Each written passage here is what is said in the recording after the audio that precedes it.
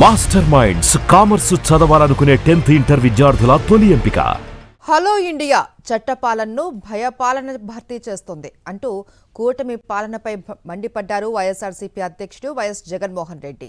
ఆంధ్రప్రదేశ్లో ప్రజలు ఇప్పుడు పోలీసులకే ఎక్కువగా భయపడే పరిస్థితి వచ్చిందా అని ప్రశ్నించారు. ఏపీలో భయపెట్టే పాలనకు ముగింపు పలకాలి అంటూ ట్వీట్ చేశారు వైఎస్ జగన్.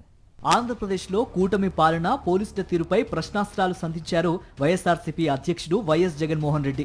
అసలు పోలీసులు భారత రాజ్యాంగం ప్రకారం పనిచేస్తున్నారా లేక చంద్రబాబు నాయుడు రెడ్ బుక్ ప్రకారమా అని ప్రశ్నించారు వైఎస్ జగన్.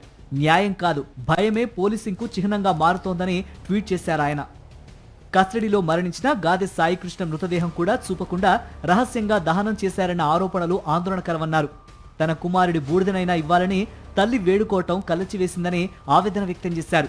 పోలీసుల వేధింపులే తన మృతికి కారణమంటూ సెల్ఫీ వీడియో విడుదల చేసిన క్రాంతి కుమార్ ఆత్మహత్య కలవరపెడుతోందన్నారు జగన్.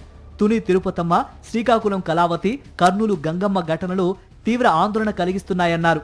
ఈ వరుస ఘటనలు టీడీపీ కూటమి ప్రభుత్వం అమలు చేస్తున్న రెడ్ బుక్ పాలన పెంచి పోషించిన ప్రమాదకర సంస్కృతికి ఫలితాలు అని మండిపడ్డారు జగన్. రెడ్ బుక్ రాజకీయాలతో పోలీసు వ్యవస్థను దుర్వినియోగం చేస్తున్నారన్న తమ హెచ్చరికలు నిజమయ్యాయని ఎక్స్లో పేర్కొన్నారు వైఎస్ జగన్. రాజకీయ కక్ష సాధింపులకు పోలీసులను ఉపయోగించడం ప్రమాదకర ధోరణి అని ఆందోళన వ్యక్తం చేశారు. మొదట ప్రతిపక్ష నేతలు, తర్వాత సోషల్ మీడియా కార్యకర్తలు, ఇప్పుడు సామాన్య ప్రజలు లక్ష్యంగా మారుతున్నారన్నారు. రాజకీయ వేధింపులతో మొదలైన ఈ ధోరణి ఇప్పుడు అదుపులేని పోలీసింగ్గా మారిందని పేర్కొన్నారు వైఎస్ జగన్. చిన్న చిన్న ఆరోపణలకే బహిరంగ అవమానాలు, పరేడ్లు నిర్వహించడం ఆందోళనకరమన్నారు వైఎస్ జగన్.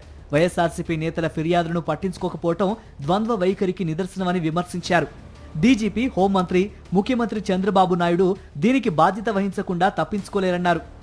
అంబేద్కర్ రాజ్యాంగం ప్రకారం పాలన జరగాలి గాని రెడ్ బుక్ ప్రకారం కాదని దుయ్యబట్టారు వైఎస్ జగన్.